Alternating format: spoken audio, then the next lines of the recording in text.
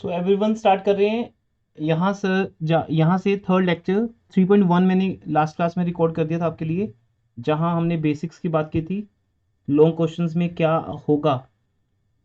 अब ये लेक्चर है 3.2।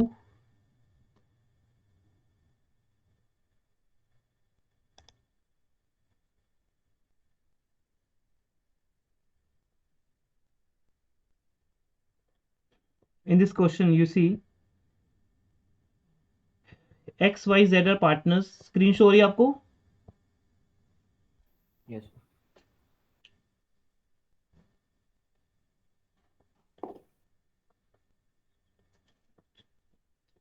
X Y Z are partners, sharing ratio 3:1।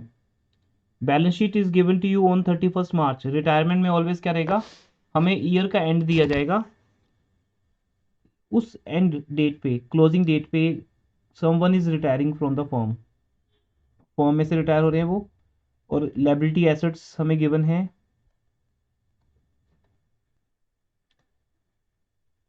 Assets क्या क्या गिवन है? Cash at bank, debtors, debtors पे प्रोविजन फॉर डाउटफुल डेट्स भी है, या बैड डेट्स कह सकते हो, provision for bad dates 2000। Stock investment की मार्केट वैल्यू ज़्यादा हो गई है 15,000 से 17,600, इट मीन्स रिवैल्यूशन हो चुकी है और मार्केट वैल्यू ज़्यादा है।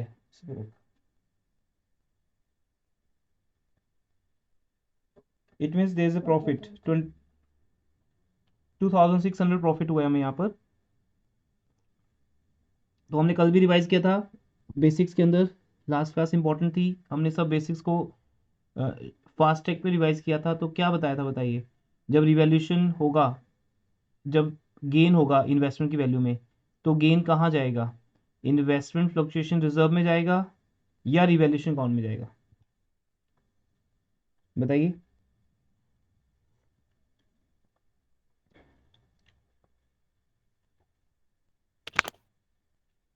बोलो भाई, सब लोग साइलेंट क्यों रहते हो?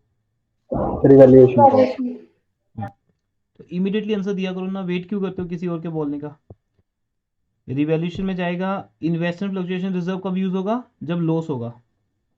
ऐसे ही वर्कमैन कॉम्पनसेशन रिजर्व है। तो ये क्वेश्चन सिलेक्ट किए मैंने आपके लिए, मोस्ट प्रोबेबली सभी पॉइंट्स है इसके अंदर, अगर आप ध्यान से देखोगे। इसमें एडवर्टीजमेंट एक्सपेंडिचर, ये हमारा एक फिक्टिशियस एसेट होता है, वो भी है इसमें। गुडविल को राइट ऑफ करना होगा, ओल्ड गुडविल है। इन्वेस्टमेंट का पॉइंट है, इन्वेस्टमेंट फ्लक्चुएशन रिजर्व है। वर्कमैन कॉम्पनसेशन रिजर्व है। क्लेम कितना है ये चेक करते हैं, कितना क्लेम है? सर ₹750। 750 रुपीज़ का क्लेम है हमारे पास यहाँ पर। और रिजर्व है 6,000, 12,000 का। तो उसमें से क्लेम हम एडजस्ट कर देंगे, बहुत कम क्लेम है 750 का। और रेस्ट अमाउंट किसको देंगे हम? Partner. Old partners, old ratio. उसके बाद ओल्ड बैलेंस शीट में आपको कैपिटल अकाउंट्स के बैलेंस गिवन है, क्रेडिटर्स हैं, मशीनरी, पेटेंट्स, स्टॉक। रिवैल्यूएशन के पॉइंट्स क्या हैं देखिए ध्यान से, क्या क्या पॉइंट देखो। गुडविल को हम वैल्यू कर रहे हैं 34,800। सबको याद आ रहा है ना, स्लोली स्लोली, या एकदम से याद आ रहा है? 34,800 गुडविल नए वाली है, और 6,000 ओल्ड गुडविल है। ओल्ड गुडविल को हम राइट ऑफ करते हैं ओल्ड पार्टनर्स में, ओल्ड रेशो में। और नई गुडविल में से हम एक एडजस्टमेंट एंट्री पास करते हैं अकॉर्डिंग टू सेक्रीफाइस और गेन। मशीन और पेटेंट्स की वैल्यू रिड्यूस हो रही है, रिवैल्यूएशन कौन डेबिट होगा। प्रोविजन 6% बनानी है हमें डेटर्स पे। डेटर्स कितने बेटा? 40,000। तो बताओ क्या होगा अब? Yes.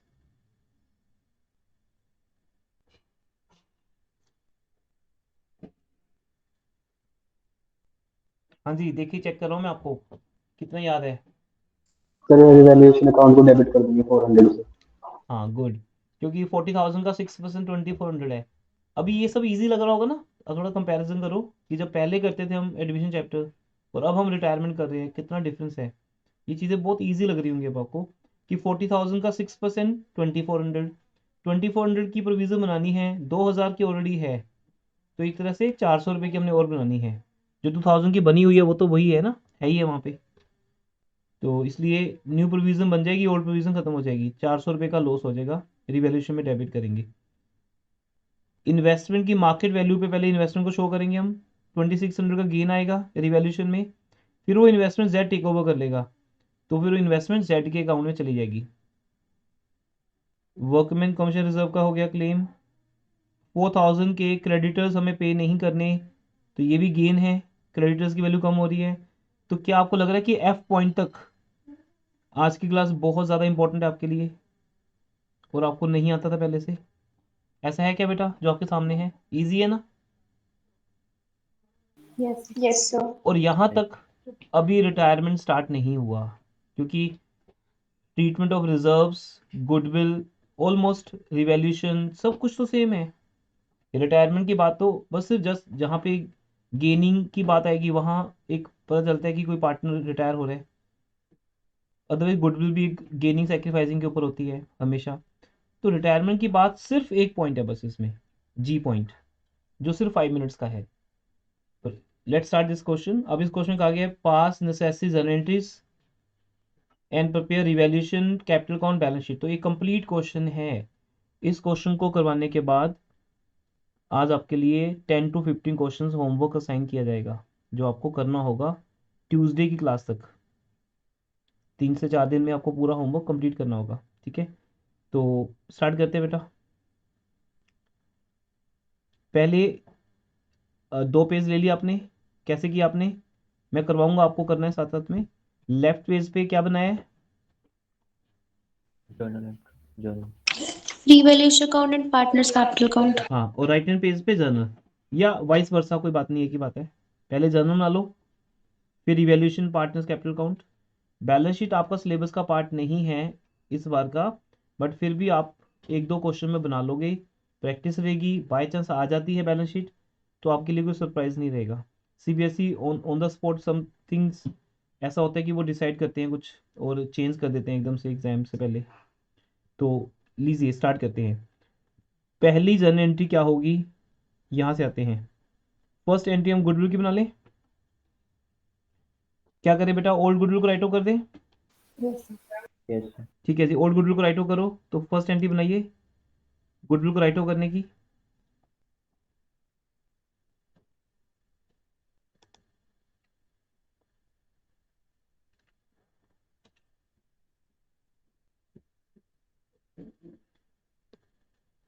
X capital debit, Y capital debit, Z capital debit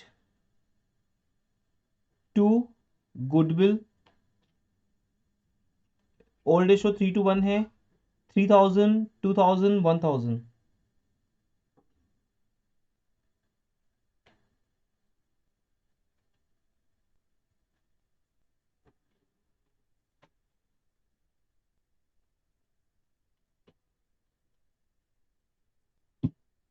हो गया बेटा, ये एंट्री एंट्री होगी है।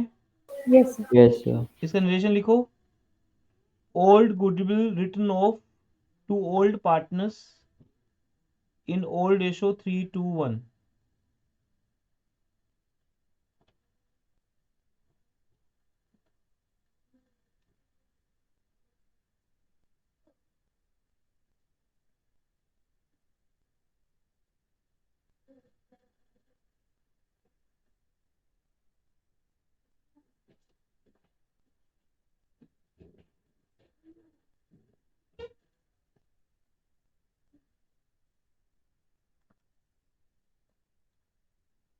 तो पर्टिकुलर्स के कॉलम में लाइन ड्रॉ कर दीजिए। X debit 3000, Y debit 2000, Z debit 1000 to goodwill 6000। Second entry, हाँ जी सेकेंड एंट्री में आइए। अब आपके पास जो न्यू गुडविल है वो 34800 की है। अब आप अपने फोर्थ पेज पे आओ, थर्ड पेज पे बैलेंस शीट बनेगी। बैलेंस शीट का फॉर्मेट बना लीजिए, जैसा बिल्कुल आपके सामने ऐसे ही बनेगा same. Liabilities, assets, rupees, simple. तो न्यू बैलेंस शीट भी बनाएंगे हम आफ्टर रिटायरमेंट।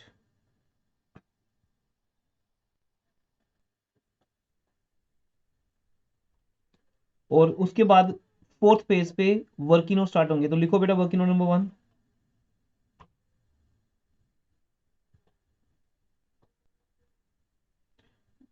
तो लिखो Z share of goodwill is equal to कितना होगा, जेड की रिटायरमेंट पे जेड का शेयर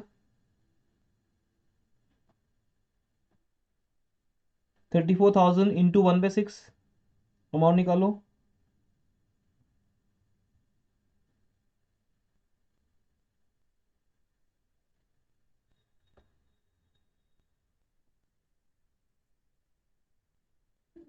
$5,800. 5,800 वो एक्स और वाई को डेबिट करो, क्योंकि हम यहाँ पे अज्यूम करेंगे, क्योंकि इस क्वेश्चन में कुछ मेंशन नहीं है। मेंशन क्या होता है, फॉर एग्जांपल से न्यू रेशो, एक्स और वाई की न्यू रेशो गिवन होती है, या एक्स और वाई की गेनिंग रेशो गिवन होती है। यहाँ कुछ भी गिवन नहीं है ऐसा। तो अजम्पशन क्या आ जाएगी कि जेड के रिटायरमेंट होने के बाद एक्स और वाई की गेनिंग रेशो क्या है, बोलो। 3:2. 3:2। ठीक है, तो यहाँ पे एक नोट लिखो, जैसे हमने जेड का शेयर गुडविल निकाल लिया 5,800, उसके बाद एक नोट लिखो, note as question is silent about gaining और न्यू रेशो। क्या लिखेंगे, as question is silent about gaining और new ratio, so remaining old ratio, remaining word आता है बेटा, so remaining old ratio among X and Y that is 3:2 to be assumed as gaining and new ratio।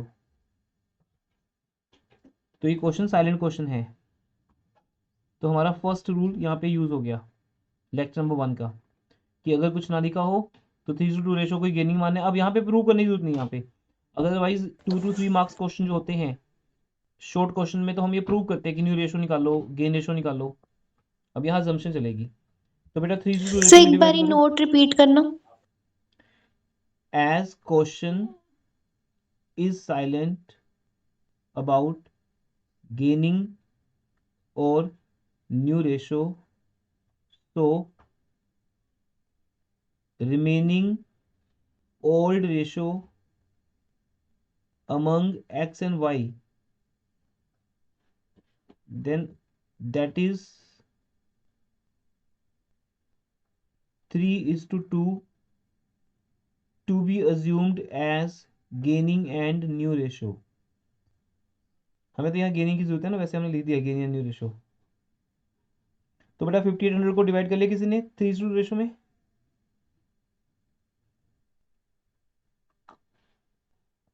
ये आएगा 3,480 and 2,320। Yes, sir. हाँ जी 3,480। तो लिखो everyone x capital count debit, और जब आप लिखोगे ना एक्स कैपिटल काउंट डेबिट, मैं लिख के दिखाऊं या चल रहा है काम, थोड़ा काम फास्ट हो जाएगा, चल रहा है सर। है ना। लेट हो गए हैं तो हम थोड़ा सा फास्ट ट्रैक पे करते हैं, चीज़ें बहुत इजी हैं, आपको आती भी हैं। जहां आप लिखोगे एक्स, एक्स के साथ पोस्ट ऑफिस एस, मैं बाद में इसका सोल्यूशन भी दिखाऊंगा आपको। एक्स पोस्ट ऑफिस के बाद कैपिटल अकाउंट, अकाउंट को A/C, ए कैपिटल रहेगा वहाँ, ब्रैकेट 5,800 इंटू 3/5, 3/5, 5,800 इंटू 3/5, तो आंसर आ जाएगा 3,480। फिर ऐसे ही Y's capital account debit bracket में 5,800 इंटू 2/5, 2,320। फिर 2 जेड्स कैपिटल अकाउंट 5,800।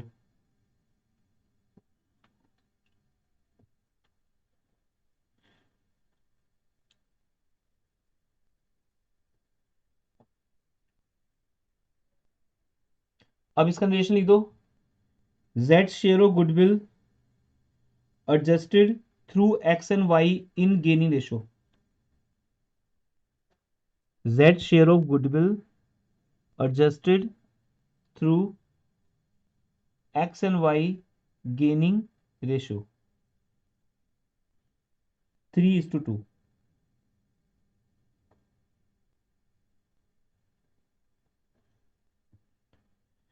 अब इन्होंने सिर्फ ये दो एंट्रीज करने को ही बोला है हमें, ध्यान से देखो बेटा, कई बार ना हम क्वेश्चन रीड नहीं करते प्रॉपरली, सब्जेक्टिव क्वेश्चन में ना आपको देखना होता है कि व्हाट इज रिक्वायर्ड, क्या लिखा है, give journal entries for the treatment of goodwill, बस गॉट इट एवरीवन।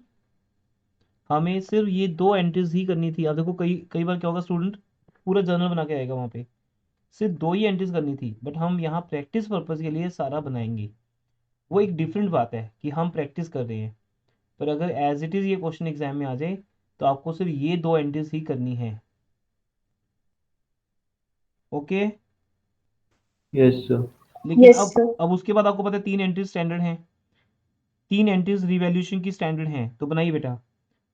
पहली एंट्री, मैं पहले रिवैल्यूएशन डेबिट वाले पॉइंट्स बोलता हूँ, मुझे सामने से दिख रहे हैं कि मुझे 3 बार लॉस हुआ है, तो चलिए भी पहला पॉइंट, थर्ड जर्नल एंट्री आपके सामने है, रिवैल्यूएशन अकाउंट डेबिट, किससे डेबिट होगा, बोलो आप सब लोग, everyone.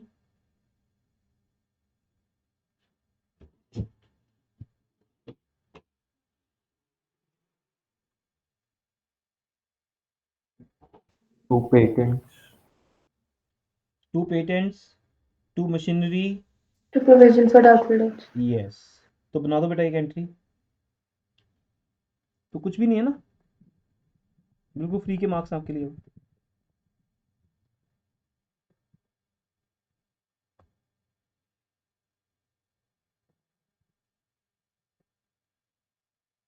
Revaluation account debit to patents, हाँ जी, पेटेंट्स 20% रिड्यूस करना है। पेटेंट्स की वैल्यू कितनी है, 10,000, 10,000 का 20% 2,000, to patents account 2,000, machinery 90% reduce करनी है। ये मीनिंग है इस बात का, क्या बाय 90% लिखा हुआ है, सर 2 है, 10% से कम करनी है। हाँ वेरी गुड। तो ये याद रखना बेटा, जो पहले टर्म 1 में सिखाते थे, टू या वर्थ या अप टू, इनका मीनिंग होता है कि हमें उसको 90% तक कम करना है। जैसे किसी प्रोडक्ट की वैल्यू को 90% तक कम कर दिया जाता है, तो 10% ही कम होती है ना वैल्यू, तो इसलिए बाय 90% का मीनिंग होता है 90% से कम करो, ये नहीं लिखा इसने। यही सिली मिस्टेक बहुत बार होती है कि वो बाय और टू में हम कई बार गलती कर जाते हैं। ये बाय 90% नहीं है, ये टू 90% है। इट मीन्स 100 को 90% तक रिड्यूस करना है, तो 10% से करना है। तो मशीन की वैल्यू 10% होगी, 50,000 का 10% 5,000, तो लिखो टू मशीनरी काउंट 5,000। तीसरा, to provision for doubtful debts, bracket में 2400 माइनस 2,000, 400,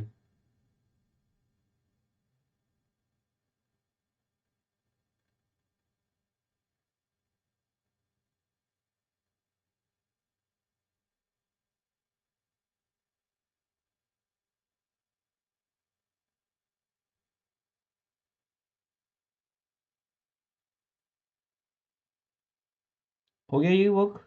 चलें आगे, यस सर। नेक्स्ट पॉइंट बेटा।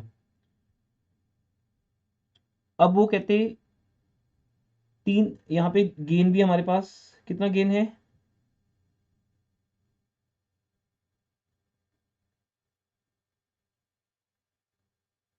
2600 का।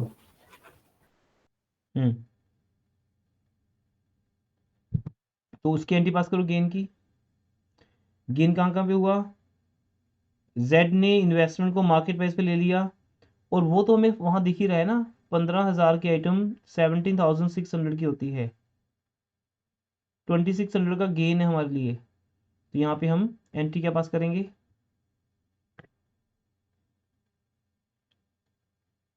Invest, investment account debit to revaluation. हाँ लिखने से पहले देख लो कि कोई और गेन तो नहीं हो रहा हमें, हो रहा है, लाइबिलिटी वाला पॉइंट। The हाँ जी, credit. क्रेडिटर्स कम हो रहे हैं, तो क्रेडिटर्स भी डेबिट होंगे, क्योंकि रिवैल्यूएशन मंत्र आपको आता है। क्या था रिवैल्यूएशन मंत्र, याद है सबको, एसेट है या लायबिलिटी, इंक्रीज है या डिक्रीज, गेन है या लॉस है। तो ये क्रेडिटर्स हैं, डिक्रीज हो रहे हैं, क्रेडिटर्स के डिक्रीज होने से गेन होगा, तो क्रेडिटर्स खुद डेबिट होंगे नेचर के रेसिप्रोकल, और रिवैल्यूएशन को वो क्रेडिट करेंगे। 2 गेन हो गए, मुझे समझ आ रहा है। कोई और गेन हुआ किसी को नजर आ रहा है?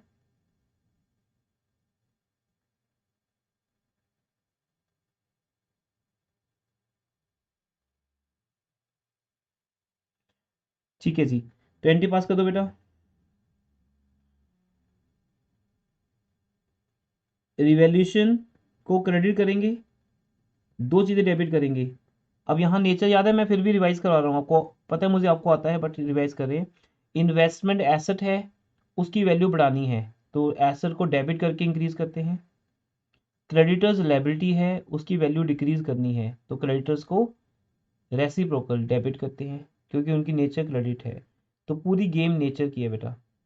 तो investment account debit, creditors account debit to revaluation account.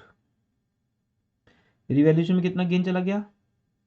6400। 6600 बेटा।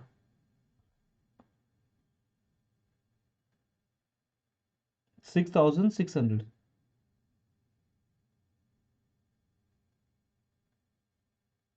ठीक है। अब और तो कोई पॉइंट नहीं है रिवैल्यूएशन का, तो दोनों का डिफरेंस देखो। रिवैल्यूएशन डेबिट कितने से हुआ था? 2000, 5400, 7400। तो रिवैल्यूएशन काउंट डेबिट है 7400 से, और रिवैल्यूएशन क्रेडिट है 6600 से। तो 800 का क्या हुआ? डेबिट ज़्यादा है क्रेडिट ज़्यादा है? डेबिट गेन हो गया। बेटा लॉस। वैल्यू। क्या बोलते हो, लॉस है। जब डेबिट क्रेडिट से ज़्यादा होता है तो लॉस होता है। Yes, loss. ये लॉस है। लॉस रिवैल्यूएशन काउंट से निकल के एक्स वाई जेड को मिलेगा उनके डेबिट साइड। तो एंट्री पास करो। थर्ड एंट्री, रिवैल्यूएशन की ऑलवेज 3 एंट्रीज होती हैं। अब थर्ड एंट्री क्या होगी? X capital account debit, Y's capital account debit, जेड्स कैपिटल अकाउंट डेबिट। प्रॉपर लिखोगे आप लोग। To revaluation account. तो बेटा देखो, रिवैल्यूएशन अकाउंट 6600 से क्रेडिट था ना, हमने उसको 800 से और क्रेडिट कर देना है, तो वो डेबिट के इक्वल हो जाएगा। यही फंडा होता है बैलेंसिंग करने का, वेरी सिंपल। अगर क्रेडिट साइड कम है तो हम उसको और क्रेडिट कर देंगे, तो रिवैल्यूएशन काउंट यहाँ क्रेडिट हो जाएगा। नरेशन लिखो आप। Revaluation loss debited to old partners in old ratio. अब 3:1 रेशो में इसको डिवाइड कर दो। देखो 3:1 रेशो बहुत इजी रेशो होती है, ध्यान से देखो इसको। आपको पहले भी सिखाई थी बात। 3:1 का मतलब 3/6, और 3/6 का मीनिंग 1/2। तो मुझे पक्का पता है यहाँ 400 आएगा, देखो बिना कुछ किए। समझ रहे हो बात? 800 का 3/6 मतलब 1/2, 3/6 बोले तो हाफ, हाफ। तो ये हाफ कर दिया, बाकी जो हाफ बच गया 400, एटलीस्ट कुछ तो कम हुआ।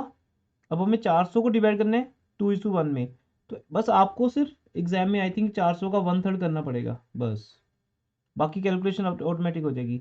तो 400 का 1/3 करो, तो अब मुझे वो भी आता है। 400 को मैं डिवाइड करूंगा 2 हिस्सों में, 300 और 100 को। तो 300 का 1/3 100, 100, और 100 का 1/3 33। देखो बिना किए पता है 33 आएगा, और इसका डबल 267। इस तरह से कैलकुलेशन को फास्ट करते हैं। एक इंटेलिजेंट स्टूडेंट कैलकुलेशन को फास्ट करने के बाद एग्जाम में जाता है, वहाँ वो कैलकुलेशन करके नहीं देखता ज़्यादा, उसे ऑलमोस्ट सब याद होता है, जैसे 400। तो कितना, अदरवाइज आपका जो ट्रेडिशनल तरीका है करने का वो क्रिएटिव नहीं है ना। 3:2:1 बोले तो 6, 400/6, फिर 6 से डिवाइड करोगे, फिर इंटू 3 करोगे, तो देखो कितना आप, सॉरी 800, कितना आप यहाँ गलत कर रहे हो। मतलब जो अमाउंट डायरेक्टली 400 पता है, आप उसको डिवाइड करके इंटू 3 कर रहे हो। थोड़ा सा दिमाग तो लगा लो, 3/6 क्या होते हैं? 1/2। ठीक है जी। तो बेटा एंट्री पास कर दिया आपने। Revaluation loss debited to old partners in their old ratio 3:1। वापस क्वेश्चन में आते हैं।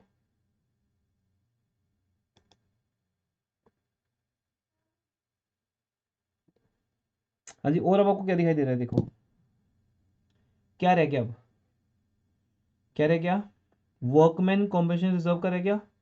करें एंट्री पास। चलिए जी, ये आपकी 6 एंट्री बन रही है सबकी, याद है सबको? 6 एंट्री में WCR की एंट्री क्या बनेगी बताओ, any one of you?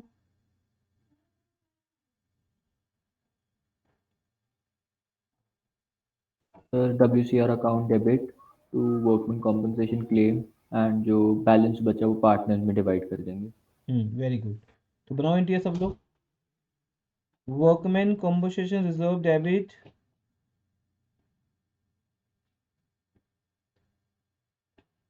12,000 to claim against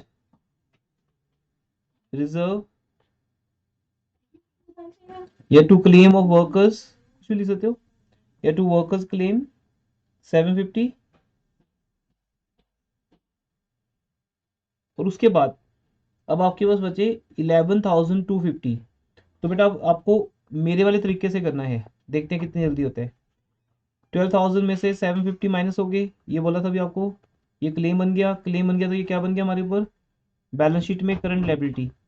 11,250 रह गए, इसको डिवाइड करो 3:1 रेशो में। तो अब आपको क्या करना है, 11,250 का हाफ करना है। देखो मैं कितना इजीली करता हूँ, मेरे दिमाग में 10,000 का हाफ होगा पहले 5,000, फिर 1200 का हाफ होगा 600, 50 का हाफ होगा 20। कितना इजी है, क्या किसी को 10,000 का हाफ करना नहीं आता? 1200 का हाफ करना नहीं आता? सबका आता ना। तो 5625 हो गया, तो एक्स क्रेडिट होगा 5625 से। अब जो बाकी रह गए वो भी 5625 ही रह गए ना, हाफ हाफ।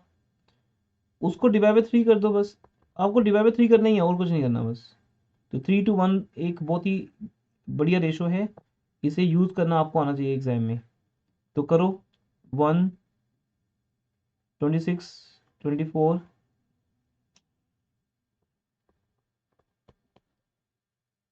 1875 और 1875 का डबल 3750। आई थिंक क्लियर है सबको?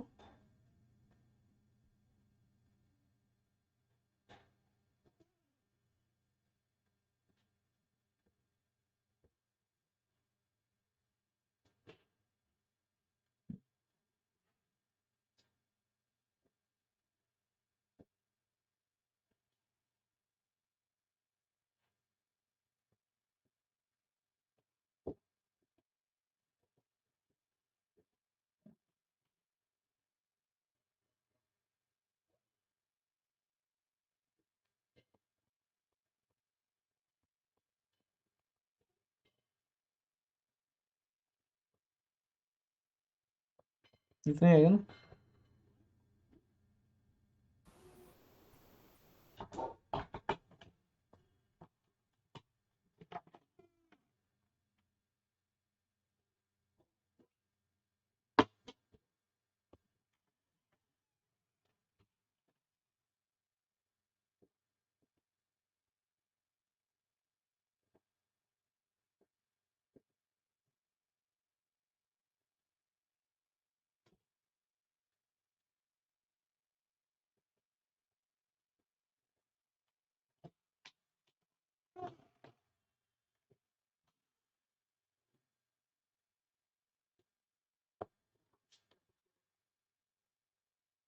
हो गया ये, चलें आगे।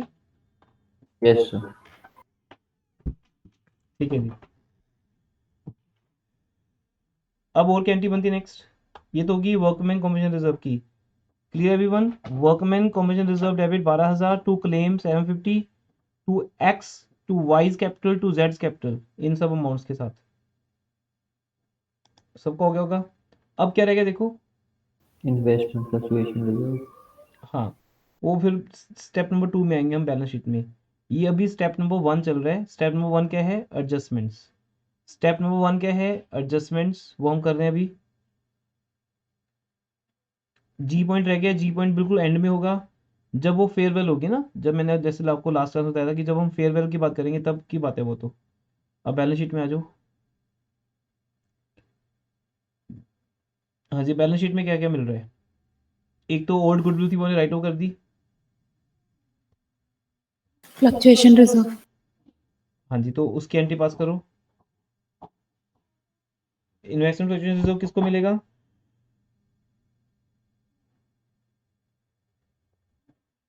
तीनों पार्टनर्स को ओल्ड रेशो में एंट्री पास कर दो। Investment fluctuation reserve account debit 6000 to X capital account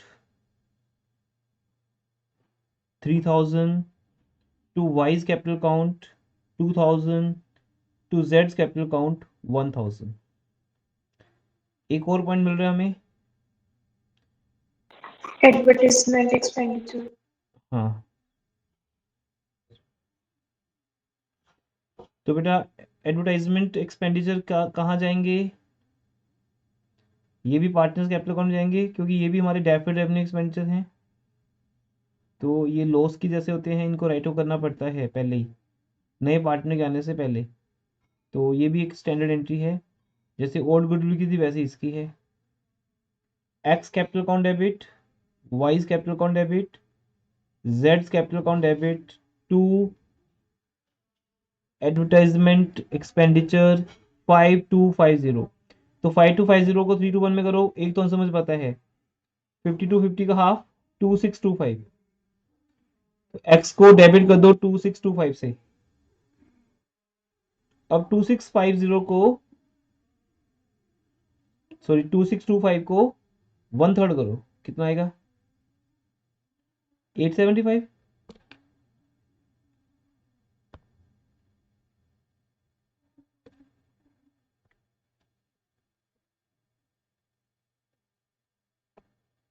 2625 का 1/3, तो 5250 हम डिवाइड कर रहे हैं, उसका 1/3 कितना होगा? 875। 175।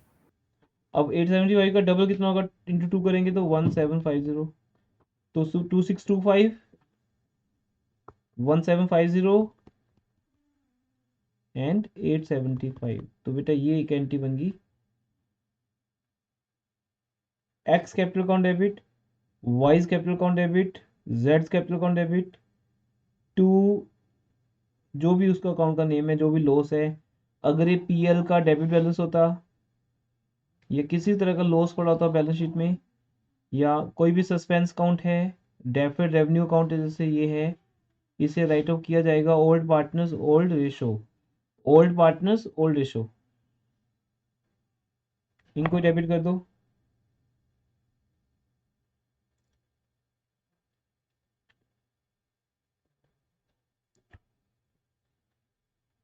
हो हो जाएगा। चलें आगे। Yes sir. अब क्या रहेगा देखो, सब हो गया बेटा, एवरीथिंग इज ओके। ये आपकी जर्निटीज क्लियर हैं आपको। अब आप रिवैल्यूएशन अकाउंट में आओ, जल्दी से आओ। रिवैल्यूएशन अकाउंट को डेबिट करिए। अब आपको पता है रिवैल्यूएशन अकाउंट 3 चीज़ों से डेबिट है और 2 चीज़ों से क्रेडिट है। लॉस ओल्ड पार्टनर को जाएगा, एक फॉर्मेलिटी है बस वो। अगर हम अकाउंट बनाएंगे आज, दैट विल बी फॉर्मेलिटी। मैं आपके सामने सोल्यूशन लेके आ रहा हूँ। आपने पहली 2 एंट्रीज पास की, X Y Z debit to goodwill, old goodwill को राइट ऑफ किया। फिर न्यू गुडविल की एंट्री पास की, जेड को उसका शेयर देकर एक्स वाई से गेन रेशो में ले लिया। इस क्वेश्चन में सिर्फ यही 2 एंट्रीज हैं, क्योंकि यहाँ सोल्यूशन में 2 एंट्रीज बनाने को ही कहा हुआ है। बाकी की आई थिंक 5 या 6 एंट्रीज हमने अपने आप बनाई हैं अपनी नॉलेज के लिए, प्रैक्टिस के लिए, जो इस क्वेश्चन का पार्ट नहीं था। आगे इस क्वेश्चन में हमें अकाउंट्स बनाने को बोला हुआ है। तो बेटा ये आपके सामने अब रिवैल्यूएशन अकाउंट है, इसको जल्दी से कंप्लीट कर लीजिए, खुद बनाओ। कोई डाउट है तो पूछ लीजिए, बहुत इजी वर्क है।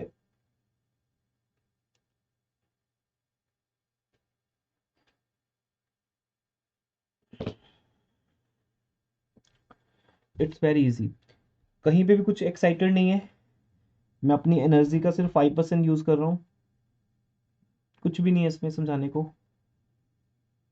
Revaluation account debit to patent machinery provision for bad debts या डाउटफुल डेट्स, शॉर्टकट्स अलाउड नहीं है, बाय इन्वेस्टमेंट बाय क्रेडिटर्स, उसके बाद by revaluation loss, transfer to partners capital account, X Y Z को old ratio में debit करना है, कर चुके हैं हम।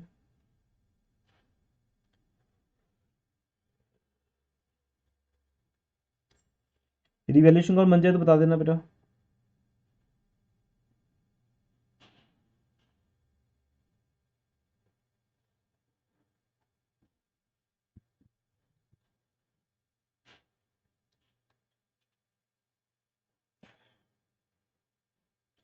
आज आपको कंप्लीट बन होमवर्क दे देंगे। हाँ जी, बन ओके गया सर। बन गया, ठीक है जी। पार्टनर्स कैपिटल अकाउंट में आते हैं, आज कंप्लीट होमवर्क दे देंगे, कल संडे को डाउट क्लास ले लेना अपनी जो भी है,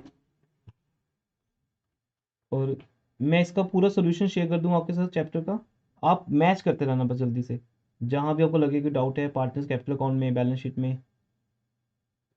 बैलेंस शीट दो या तीन क्वेश्चन की प्रैक्टिस कर लो। अब बेटा partners capital account always important होता है एडमिशन रिटायरमेंट चैप्टर्स में, तो पार्टनर्स कैपिटल अकाउंट को स्टार्ट करते हैं। मेरे लिए सिर्फ एक लास्ट स्टेप है, नया स्टेप, वो भी सिर्फ 5 मिनट्स का, बाकी सब आपको आता है। चेक करते हैं, पहले देख लो, उसके बाद फिर हम अब बनाने इसको, आपको टाइम मिल जाएगा। बाय बैलेंस ब्रो डाउन सबको पता है, सबसे पहले ओपनिंग कैपिटल आती है, इस एंट्री को हम कहीं और नहीं कर सकते, कैपिटल अकाउंट में जाने की पार्किंग फीस है, एंट्री फीस है, ये कह लो। By balance brought down 68,000, 32,000, 21,000। उसके बाद बाय WCR, हमने ये डिवाइड किया था, सबको याद है ना, एक्स वाई जेड को क्रेडिट किया था, बाय WCR आ गया। फुल फॉर्म, ठीक है, शॉर्टकट यहाँ क्योंकि स्पेस नहीं होता आपको लिखना है, आप 2 लाइंस में कर सकते हो। By investment fluctuation reserve account, ये अमाउंट की थी हमने, ये जो यहाँ पे आपको 1845 दिख रहा है, ये 1875 है, ठीक है, वो आपके पास 75 ही है कॉपी पे।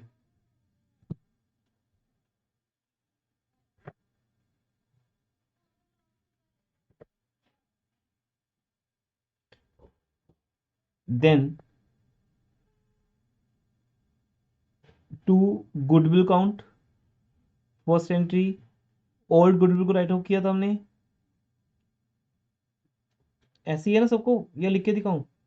एक्स वाई जेड डेबिट कैसे होते हैं, very simple, X Y Z के डेबिट साइड पर जाएंगे और डेबिट साइड पे लिखेंगे to goodwill, 3,000, 2,000, 1,000, to advertisement expenditure account write off हो जाएगा 2625, 1750, 875, टू रिवैल्यूएशन काउंट ब्रैकेट में लॉस, अब यहाँ पर ब्रैकेट नहीं है, आपको लिखना है टू रिवैल्यूएशन काउंट ब्रैकेट में लॉस, 800 का लॉस हुआ था, याद है सबको, और वो हमने एक्स वाई जेड को डेबिट किया था, तो एक्स वाई जेड के कैपिटल अकाउंट में आके डेबिट ही तो करेंगे ना, X capital account debit, Y capital account debit, Z capital account debit to revaluation account.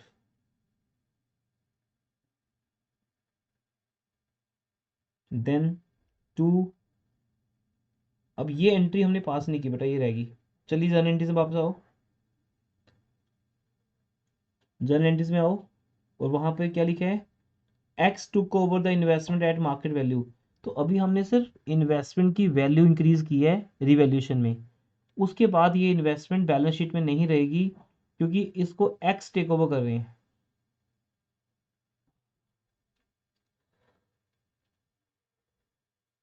Sir Z. Sorry Z, इसको जेड टेक ओवर कर रहे हैं, तो जेड के कैपिटल के डेबिट साइड लिख दोगे टू इन्वेस्टमेंट अकाउंट, करना है सबको, अभी सिर्फ पिक देख के नहीं खुश होना, टू जेड्स कैपिटल अकाउंट, सॉरी जेड को डेबिट कर देंगे टू इन्वेस्टमेंट अकाउंट, जेड्स कैपिटल अकाउंट डेबिट हो जाएगा टू इन्वेस्टमेंट अकाउंट 17600। ये भी ओके हो गया, क्लियर है जी।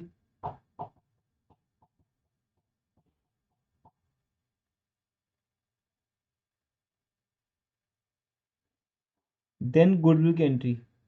हाँ जी, गुडविल की एंट्री में क्या था?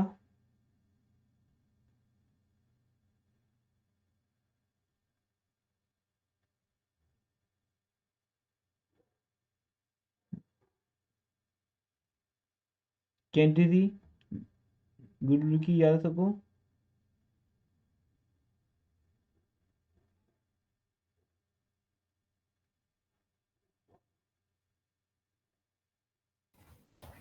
X capital account by capital debit to Z's capital.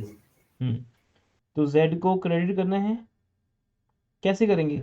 सबको पता है बेटा, जेड को क्रेडिट करना है अगर, तो जेड के क्रेडिट साइड पे लिखेंगे by X capital account by Y capital account. Z को क्रेडिट कर दो, अमाउंट हमने उस टाइम कैलकुलेट की थी 3480 एंड 2320, तो जेनेंटिस का ही पूरा यहाँ पे आ रहा है। मेन जेनेंटिस ही इंपॉर्टेंट होती है ना, वो अगर आपको पता है डेबिट क्रेडिट तो उसके अकॉर्डिंग डिसाइड हो रहा है। अब क्योंकि ये एंट्री कॉन्ट्रा एंट्री एक तरह से बोथ साइड एंट्री है, हम यहाँ जेड को क्रेडिट भी करेंगे और एक्स वाई को डेबिट भी करेंगे। तो एक्स को डेबिट करो 3480 टू जेड, वाई को डेबिट करो टू जेड्स कैपिटल अकाउंट 2320 ए की एंट्री में। बस यहाँ तक आपका कॉमन वर्क है जो आप सबको ऑलरेडी आता था, हमने एक बार रिवाइज कर लिया। अब आपको जितने भी क्वेश्चन होमवर्क में दिए जाएंगे बहुत इजी क्वेश्चंस हैं, सब में यही काम है। वैसे मैं तो इसको टाइम वेस्टेज मानता हूँ, एक जैसे 10 क्वेश्चंस करना, बट अब सिलेबस ही आपका यही है, यू हैव टू डू। कहीं ना कहीं हर एक क्वेश्चन में एक या दो नए पॉइंट्स मिलेंगे, कभी रिवैल्यूएशन का या कभी कोई और पॉइंट, तो प्रैक्टिस करिए उसको। 10 क्वेश्चन भी इनफ रहेंगे प्रैक्टिस करने के लिए। एग्जाम में एक क्वेश्चन आएगा जिसमें आपको रिवैल्यूएशन पार्टनर्स कैपिटल अकाउंट बना के दिखाना है। अब क्या लिखा है क्वेश्चन में, पहले यहाँ तक सब पहुँच गए हैं? Yes, sir. Yes, sir. Yes, Yes. sir. अब क्वेश्चन में क्या लिखा है बेटा वो देखते हैं, रिटायरमेंट पे क्या गिफ्ट मिल रहा है।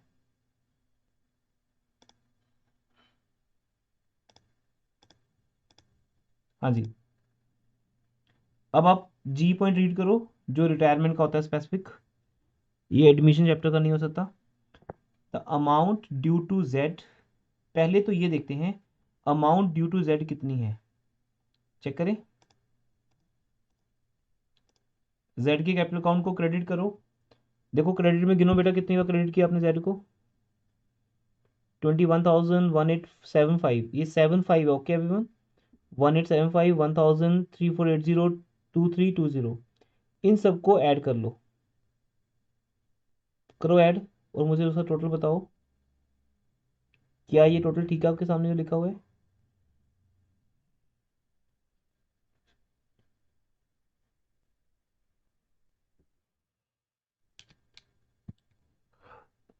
WCR में जेड क्रेडिट है 1875 से,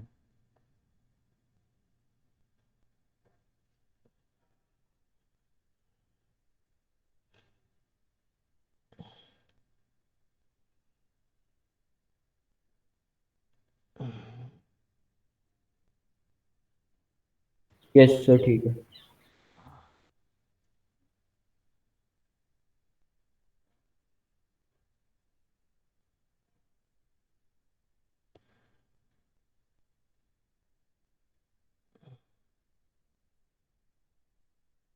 टोटल करो जल्दी करो भी, तुम लोग बहुत टाइम लगा रहे हो। सर ठीक है सर।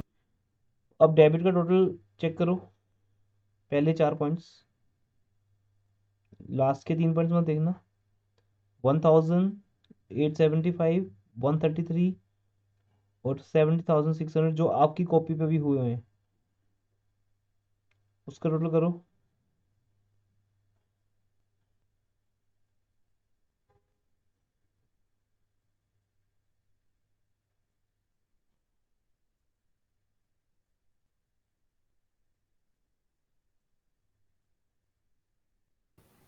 सर 37680।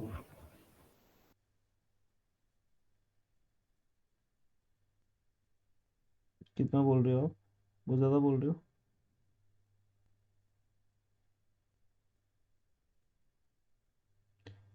19,600 समथिंग है क्या ना?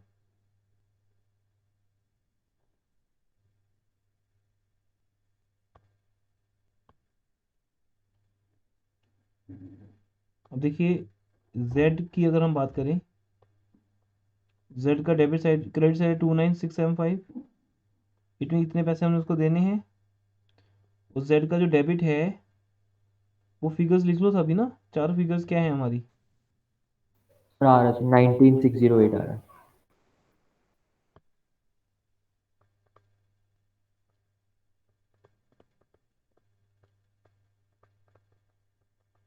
यही चार फिगर्स है ना, 19,000। 608 अब देखो, अब हमें z को रिटायर करना है तो ऑब्वियसली पहले z की बात होगी, एक्स वाई की बात तो बाद में होगी।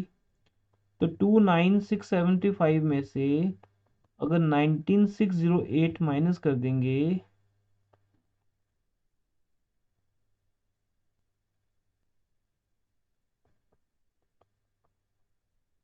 कितने बच गए?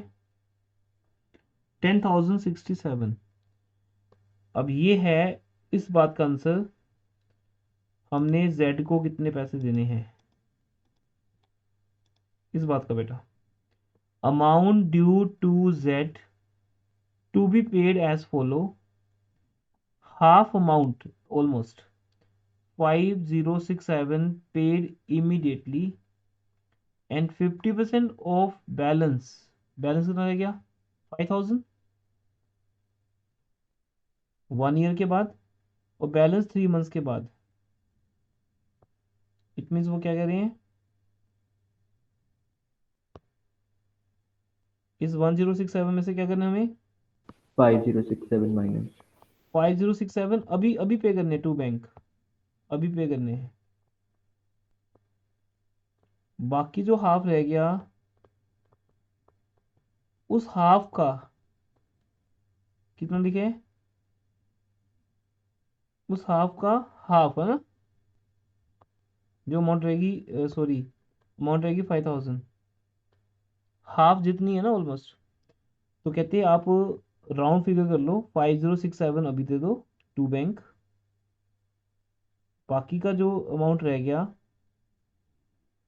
तो उतना आप निकाल लो। पहले 5067 माइनस करके 5,000 आ गया, उस 5,000 का हाफ आफ्टर 1 ईयर, तो बाकी रह जाएगा, हाफ रह जाएगा आफ्टर 3 मंथ्स।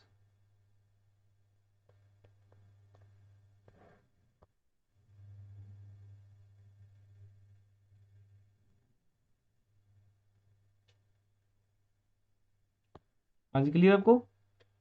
5067 इमीडिएटली पे करना है, 50% ऑफ बैलेंस मीन्स 5,000 का 50% 2,500 1 ईयर के बाद, बाकी 2,500 3 मंथ्स के बाद।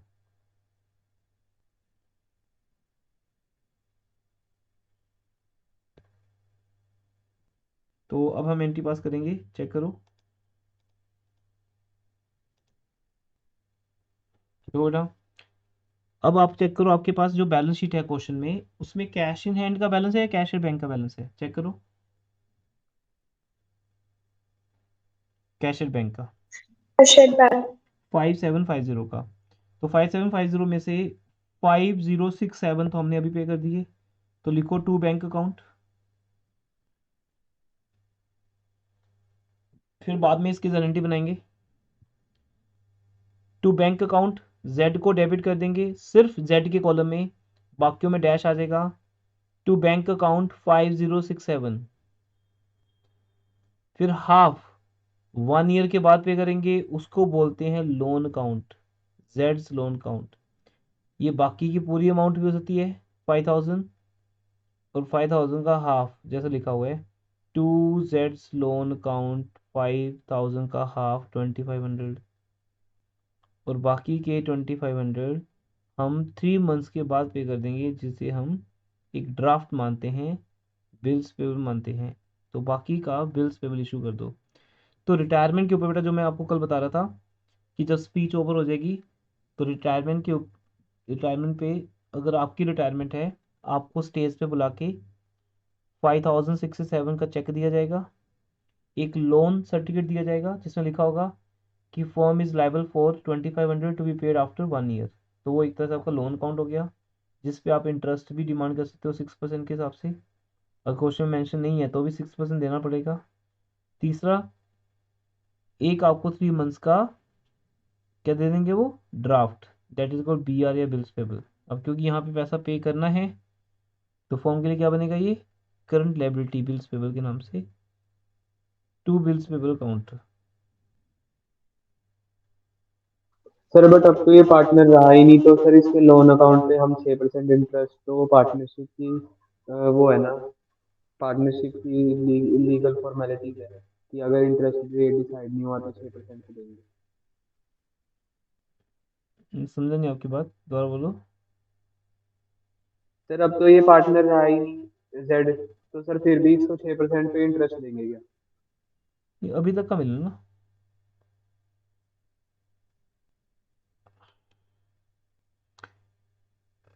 आप किस एक्सपेंस की बात कर रहे हो, जो लोन अमाउंट के ऊपर पे करेंगे? Yes sir. तो बेटा वो तो उसका पैसा यूज करेगी फर्म 1 साल तक।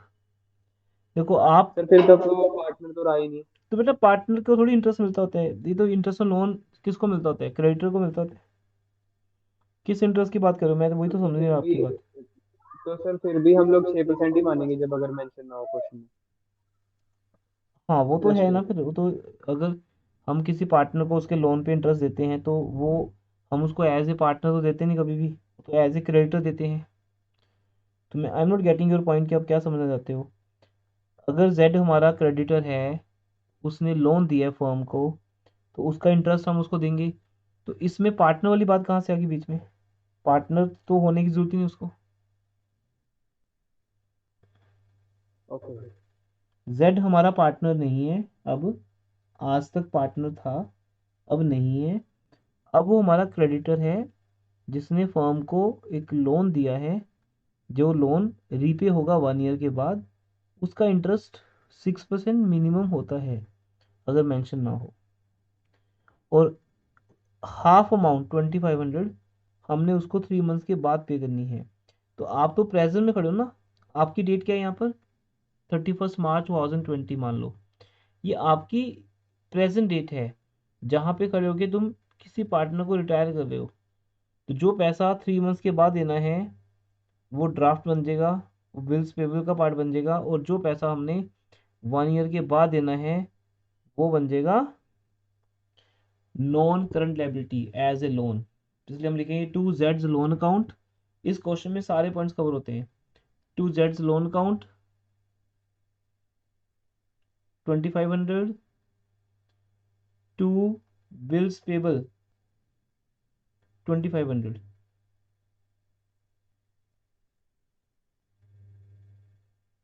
तो जेड का अकाउंट क्लोज करने के बाद फिर आपको एक्स और वाई का बैलेंस निकालना है। निकालो एक्स और वाई का बैलेंस।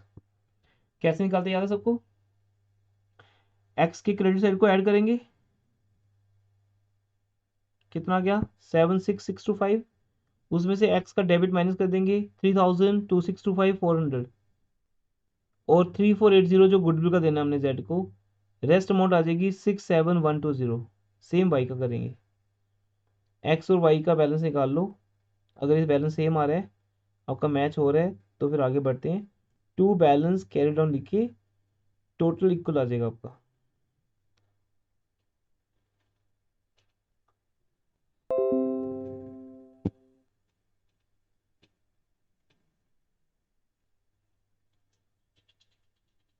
ओके जी, तो होपफुली यहीं तक आपको आएगा एग्जाम में। अगर बैलेंस शीट आती है, वैसे तो बैलेंस शीट क्लियरली लिखा हुआ है, रिड्यूस लेवल का पार्ट है।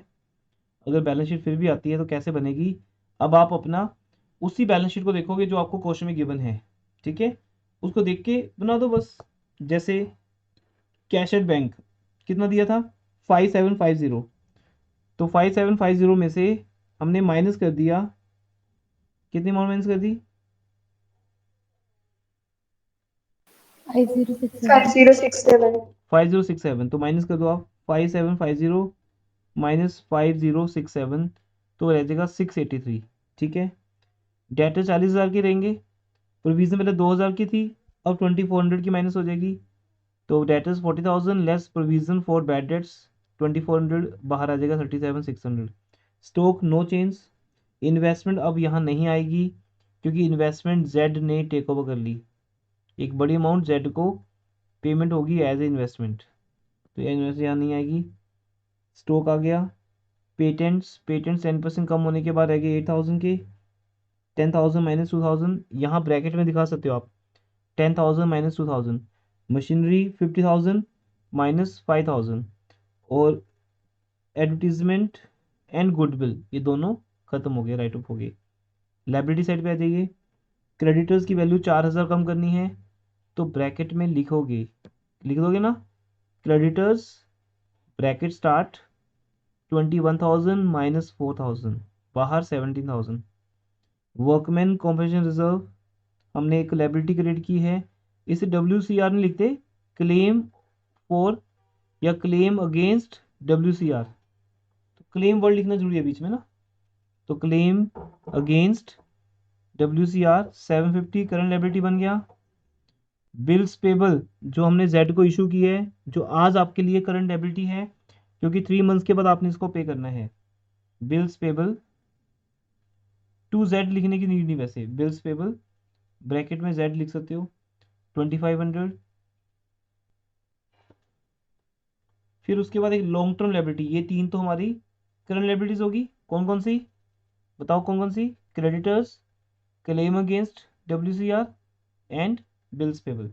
फिर जेड का लोन अकाउंट जो आपने 1 ईयर के बाद पे करना है, जो आज आपके लिए नॉन करंट लाइबिलिटी है, जेड्स लोन अकाउंट 2500, और एक्स और वाई की कैपिटल का जो नया बैलेंस आ रहा है वो लिखेंगे, capital accounts X 67120, Y 31413, total 98533। That's all बेटा, ये सारे क्वेश्चन अब एक जैसे हैं आपके। तो यहाँ पे वर्कमैन कॉम्पेंसेशन क्लेम आएगा ना? हाँ बोला मैंने अभी, क्लेम अगेंस्ट, क्लेम वर्ड लिखने को कहा है सबको, क्लेम अगेंस्ट WCR 750, WCR तो खत्म हो गया, वो 750 के क्लेम में कन्वर्ट हो गया और बाकी का पार्टनर को मिल गया।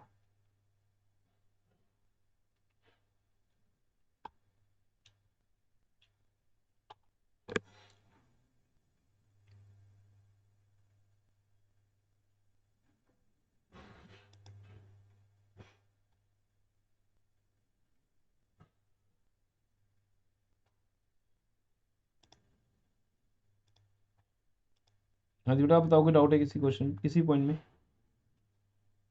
एक बार बैलेंस शीट दिखा दो।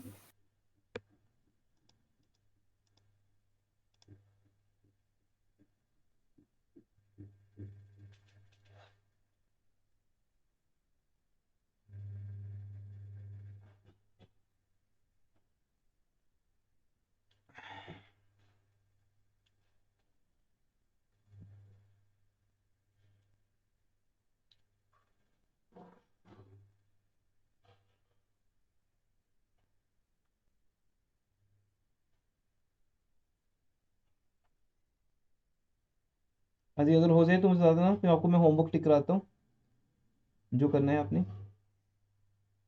Done sir. ठीक है जी, तो 28 क्वेश्चन पे आ जाइए, वहाँ से ही स्टार्ट करते हैं होमवर्क। सो लास्ट क्लास में 28 क्वेश्चन तक हो गए थे हमारे, ऐसा कहा जाएगा।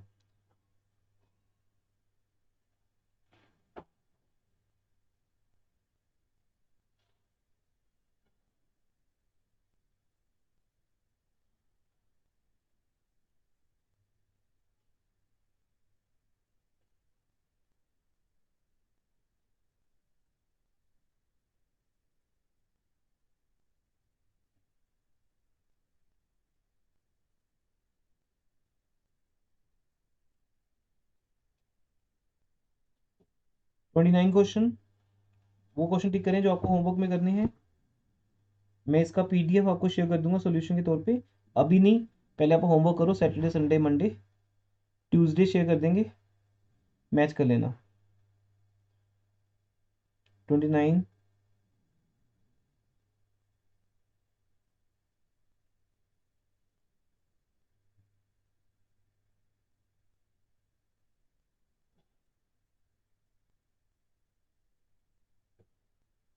31 कनिका दिशा कबीर, मैच हो गया question number? Yes Yes, sir. Yes, sir. 31 टिक कर लीजिए।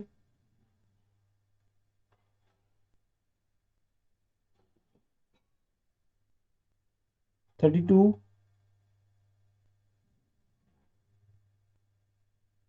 NSNG, इसमें से यूनिटीज करनी है 32 में, जो जैसा कहा जाएगा वैसे ही प्रैक्टिस करनी है आपको ना।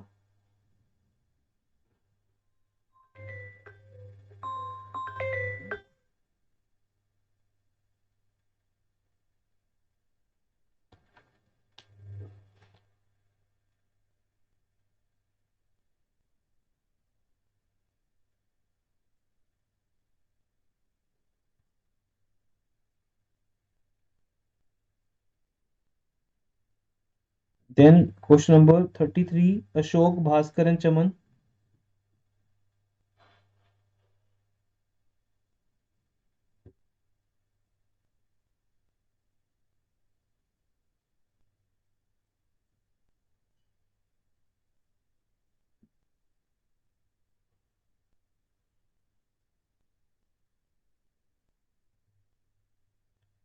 36 XYNZ, इसका डी पॉइंट इंपॉर्टेंट है।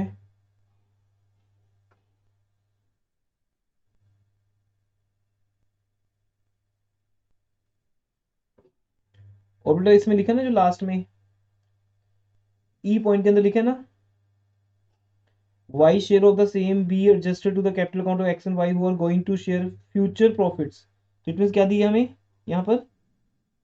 New profit sharing ratio. हाँ, तो ये क्वेश्चन साइलेंट नहीं हुआ ना, ये साइलेंट नहीं है ये, तो यहाँ न्यू रेशो गिवन है, तो इसलिए आप न्यू माइनस ओल्ड करके पहले गेनी रेशो निकालोगे, उसके बाद करेंगे।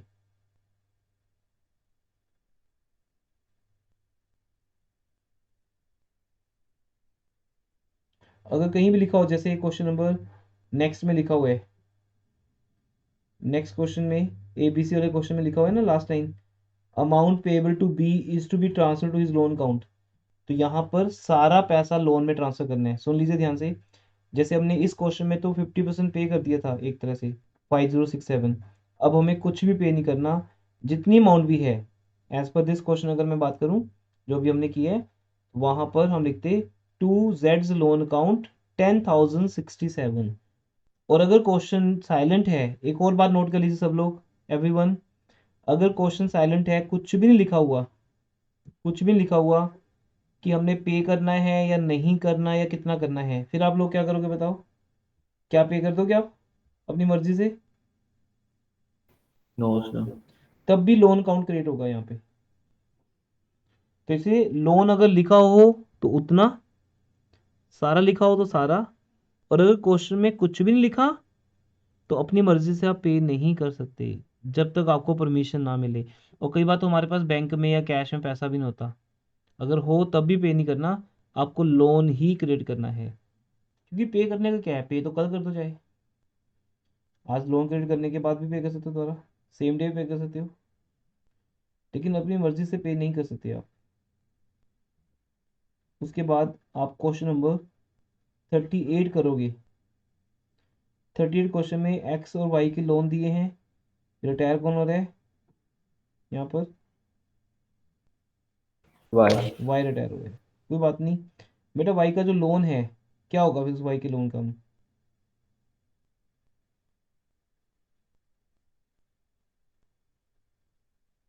वाई का लोन जो फर्म के ऊपर लायबिलिटी है, उसका क्या करेंगे हम?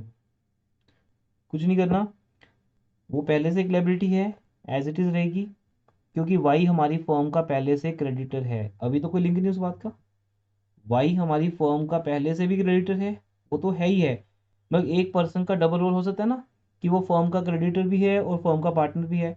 अब वो फर्म से रिटायर हो रहा है, तो क्या उसको रिटायरमेंट पे करने हैं? चेक करो, लिखा कुछ पे करना है या नहीं करना? नहीं लिखा था। तो क्या करेंगे, अभी क्या बताया मैंने आपको? फिर भी देंगे। हम्म अगर क्वेश्चन साइलेंट है, कुछ लिखा नहीं हुआ, तो क्या करेंगे?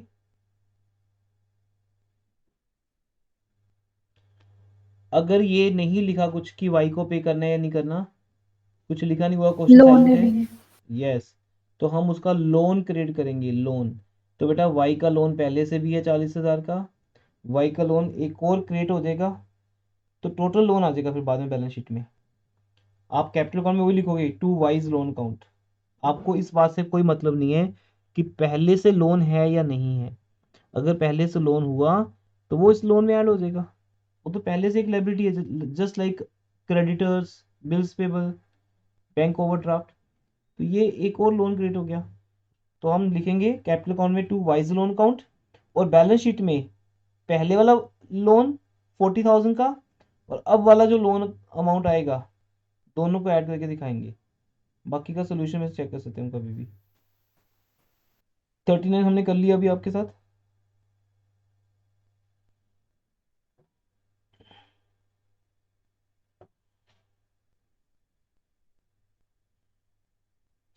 थर्टी नाइन क्वेश्चन हमारे सिलेबस में नहीं है, 40 क्वेश्चन, सॉरी। क्वेश्चन नंबर 40 आपके सिलेबस का पार्ट नहीं है, क्योंकि इसमें लोन अकाउंट बनता है, और लोन अकाउंट हमें नहीं बनाना। 41 में भी लोन अकाउंट है।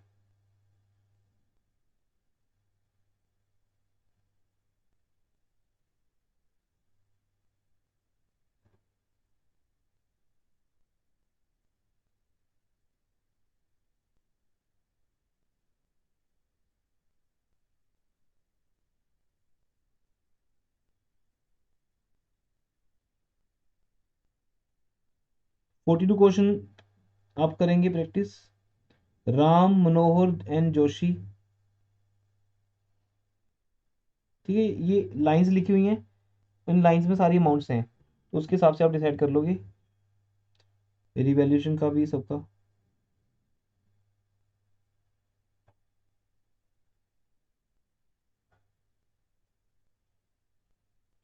43 क्वेश्चन सिलेबस में नहीं है। क्यों नहीं है? इसको बोलते हैं कैपिटल अकाउंट एडजस्टमेंट्स, लिख लीजिए बेटा। पार्टनर्स कैपिटल अकाउंट एडजस्टमेंट और बैलेंस शीट, ये दोनों आपके सिलेबस का पार्ट नहीं है, इसलिए बहुत ईजी हो गया। तभी ये एक दिन का लेक्चर रह गया, अदरवाइज हमें 4-5 दिन और लगते, है ना, 3 लेक्चर्स और लगते हमारे। अगर लोन अकाउंट होता है, एक लेक्चर लोन अकाउंट पे रहता, फिर आपके डाउट्स होते, फिर 1 या 2 लेक्चर पार्टनर्स कैपिटल अकाउंट के एडजस्टमेंट्स के ऊपर होते। ये 3 लेक्चर्स तो सेव हो गए हमारे। बस भी आगे पार्टनर्स कैपिटल अकाउंट के एडजस्टमेंट्स के क्वेश्चंस हैं, मोस्टली 10 ईयर्स के क्वेश्चन मिलेंगे आपको जो यूज़ किए गए होंगे, सब में कैपिटल अकाउंट की एडजस्टमेंट है। तो आपका सिलेबस जो है वो 39 या 40 तक ही है, तो 40 तक आपको क्वेश्चन टिक करवा दिए हैं। होपफुली आप ये सारे क्वेश्चन कर लोगे। कल की क्लास तो बनती है अगर आपके डाउट्स हैं, ठीक है, होमवर्क करो। फिर हम मिलना हुआ तो 1 आवर के लिए, ज़्यादा लॉन्ग क्लास की नीड नहीं, 1 आवर की क्लास रहेगी, आपके डाउट्स के लिए मिल लेंगे कि आपने जो जो होमवर्क किया उसके डाउट्स। फिर बाकी मंडे को हमारी एक्स्ट्रा क्लास रहेगी। एक्स्ट्रा क्लास के लिए आपने मुझे किसी ने रिवर्ट किया ही नहीं ग्रुप के अंदर। मैंने ग्रुप में डाला था कि प्रपोज टाइमिंग इज़ 8 o'clock, फिर किसी ने येस और नो कुछ भी नहीं कहा। नहीं तो कल आपका टेस्ट डिस्कस होना था कैश फ्लो का, 8 o'clock। अगर नहीं आप चाहते तो ठीक है, आपकी चॉइस है। अगर एक भी स्टूडेंट येस करता तो हम एक्स्ट्रा क्लास लगा लेते टेस्ट डिस्कशन के लिए, रिकॉर्डिंग्स हो जाती, फिर बाकी सब वहाँ से देख सकते हैं जिनको टाइम सूट नहीं करता। पर अगर एक भी स्टूडेंट कंसेंट नहीं देता है तो कोई दिक्कत नहीं है, टेस्ट डिस्कशन हम सिलेबस के एंड पे अगर टाइम बचा तो ले लेंगे, नहीं तो रहने दो। जब आप लोगों के कंसेंट ही नहीं है, चाहते नहीं आप लोग रेगुलर रहना, तो कोई प्रॉब्लम नहीं है। तो अगर आप लोग कंसेंट देते हो तो मंडे क्लास लगा लेंगे एक्स्ट्रा, नहीं तो फिर तो वो तो आपने बताया था, मुझे लगा आपने बताया है तो फिर पूछा नहीं है। पता है वो, मैंने क्यों प्रपोज टाइम वेट? लिखा था शायद, मुझे भी अब याद नहीं है। प्रपोज टाइमिंग लिखा था तो ओके तो एटलीस्ट करिए। ये है कि किसी का टाइम टाइम क्लैश करता है, वो मैंने मना किया था कि जिनका टाइमिंग क्लैश करता है वो नहीं कहेंगे, नहीं तो फिर क्लास हो नहीं पाती।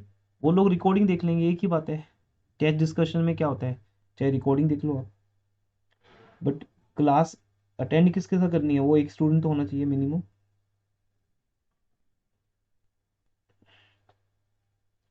कोई बात नहीं, एक्स्ट्रा क्लासेस तो मंडे भी हो सकती हैं, क्योंकि ज़्यादा एक्स्ट्रा क्लासेस की नीड नहीं हमें।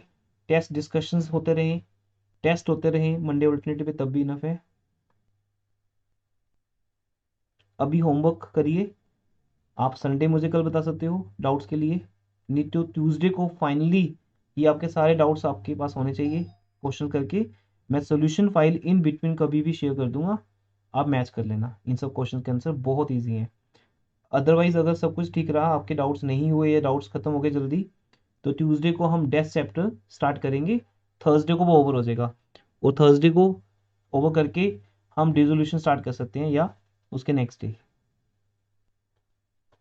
डिसोल्यूशन हमारे सिलेबस का लास्ट चैप्टर है ऑफिशियली, एनपीओ मैं ऑलरेडी करवा चुका हूँ, सिर्फ उसको बाद में हमने दोबारा रिवाइज करना है। पर एक बार एनपीओ से पहले डिसोल्यूशन तक सिलेबस कंप्लीट हो जाएगा। एनपीओ आप सबने किया हुआ है, क्वेश्चन आपकी कॉपीज़ पे हैं, टाइम ऑलरेडी डिवोट किया हुआ है, रिकॉर्डिंग्स उसकी ऑलरेडी हैं। तो मैं ये कहूँगा कि जब तक हम वहाँ तक पहुँचते हैं एनपीओ तक, तब तक जब भी टाइम मिले उसकी रिकॉर्डिंग देख लो, या उसके क्वेश्चंस इलस्ट्रेशन के थ्रू। रिकॉर्डिंग अगर आपको लगता है बोरिंग हो जाएगा कि मुझे सब आता ही है, इलस्ट्रेशंस को प्रैक्टिस करना स्टार्ट कर दो, ओरली देखना शुरू कर दो। Otherwise as per my promise मैं आपको कंप्लीट चैप्टर रिवाइज करवाऊंगा। बट एक बार हम डिसोल्यूशन के बाद ऑफिशियली सिलेबस खत्म कर चुके होंगे, और मैं आपके साथ सैम्पल पेपर्स शेयर करना स्टार्ट कर दूंगा।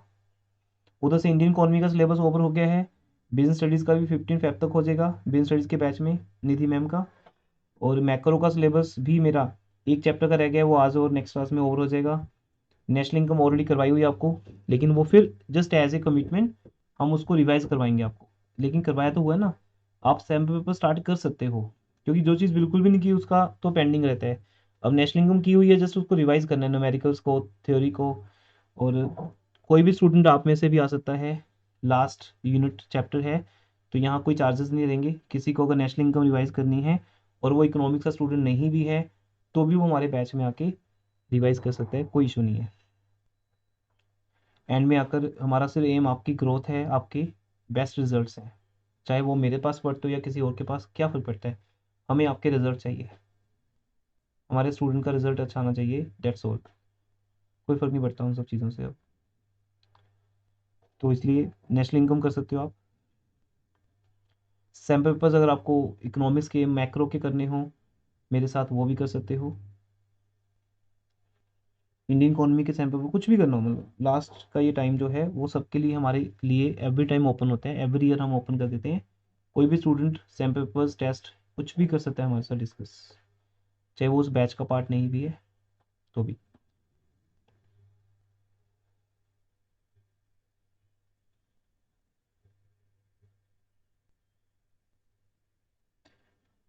ठीक है बेटा, और कुछ, एनीथिंग एल्स?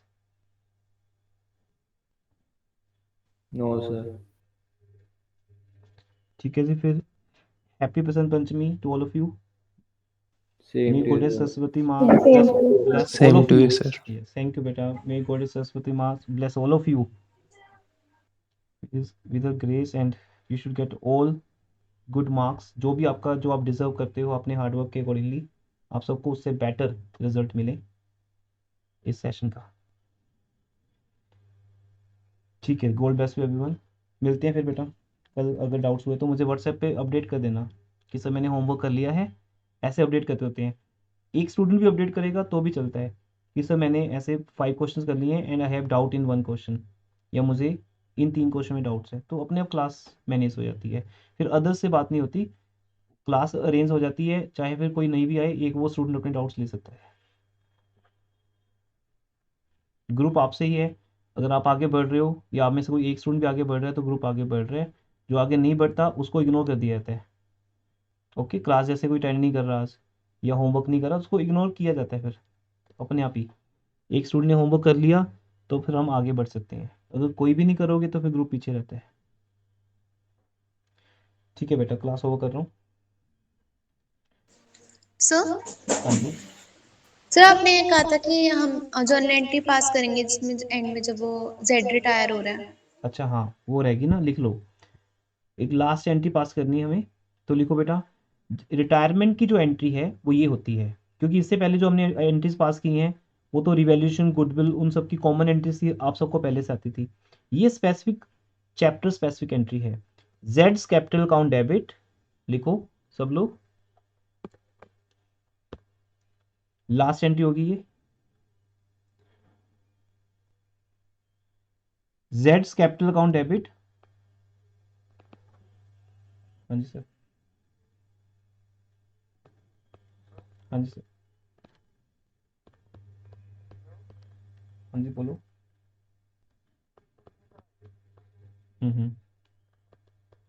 कर लो, क्या उतारने शुरू हो, कैमरा कैमरा से उतारो, रिमूव करो कैमरा।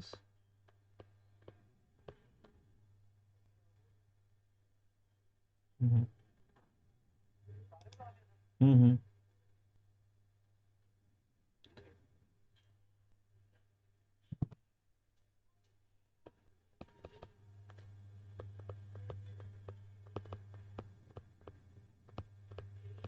ठीक है बेटा, समझ आ गई बात।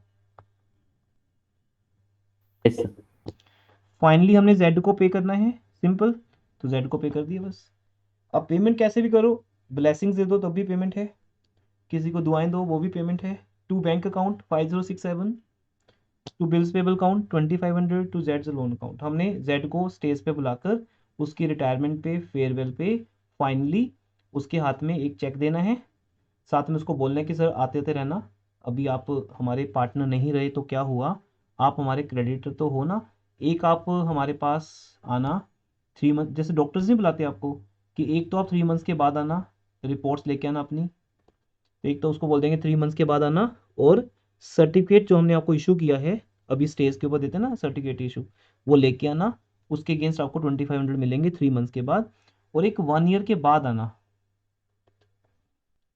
और उसके लिए हमने आपको एक लोन सर्टिफिकेट दिया है, एक हमने आपको बिल्स पेबल लिख के दिया है, ये प्रॉपर होता है ना, ऐसा नहीं ये ओरली होगा, एक चेक जाएगा, एक ड्राफ्ट बिल्स पेबल जाएगा जो स्पेसिफिक होता है ना कि आफ्टर 3 मंथ्स हम जेड को पे करेंगे, उस चीज़ का हम प्रॉमिस करते हैं, और एक हम लोन सर्टिफिकेट देंगे जेड को।